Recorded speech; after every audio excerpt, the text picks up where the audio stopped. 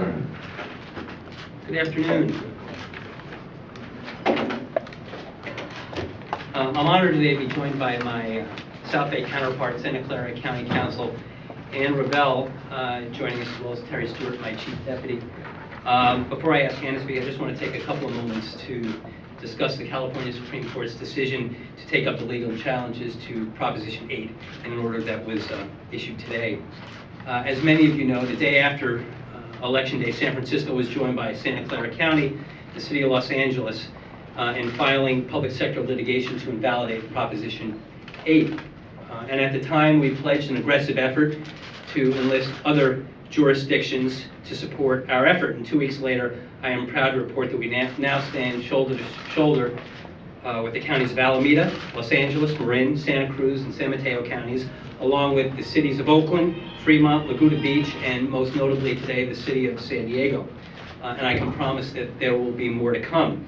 Together, our lawsuit now unites 12 public law offices serving the cities and counties that comprise more than 17 million Californians. Like most Californians on both sides of the marriage debate, I'm very grateful that the California Supreme Court has agreed to take up these legal challenges, to rule with finality and certainty as to what our Constitution requires.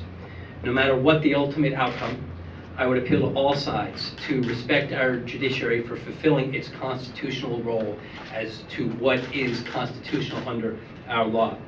I think we also need to be clear that the cases before the High Court today are no simple rematch. To be candid, the principles implicated here are of far greater consequence than marriage alone. In short, this case has gone beyond the simple issue of marriage equality. And no matter what your view of same-sex marriage, it's important to understand that the passage of Proposition 8 has pushed California to the brink of a constitutional crisis. And here's why. This measure sought to do something that no other constitutional amendment has ever done here in the state of California, and that is to strip a fundamental right from a protected class of citizens. And in doing so, it did not merely undo a narrowly disfavored Supreme Court ruling. Its legal effect is nowhere simple or elegant. Rather, it upended a separation of powers doctrine deeply rooted in our system of governance. It trounced upon the independence of the state's judicial branch, and it eviscerated the most fundamental principle of our state's constitution. And if allowed to stand, Proposition 8 so devastates the principle of equal protection that it would endanger fundamental rights of any potential electoral minority, even for protected classes based on gender, race, or religion. And it would mean that a bare majority of voters could enshrine any matter of discrimination against any unpopular group, and our state constitution would be powerless to disallow it. That is why organizations like the NAACP, MALDEF, the Asian Pacific American Legal Center, and the California Council of Churches are also suing to strike down Proposition 8. Equal protection of the laws is what separates constitutional democracy from mob rule tyranny. And it is a principle that reaches back 8 centuries to the Magna Carta, and it guided the founding of our nation and our state. So I understand that on same-sex marriage, emotions on both sides run high, but it's important to understand that the legal stakes are even higher. The cases before the High Court today are no longer about marriage rights alone. They are about the foundations of our Constitution. And as citizens, we share the blessing of a common jurisprudence. And I refuse to accept that it is beyond us to find common ground in its enduring and deeply American principles: equality under the law, separation of powers, and an independent judiciary. Thank you very much, Dennis. I'm very proud to be standing here with San Francisco and with Dennis Herrera on this very, very significant issue that is facing the court.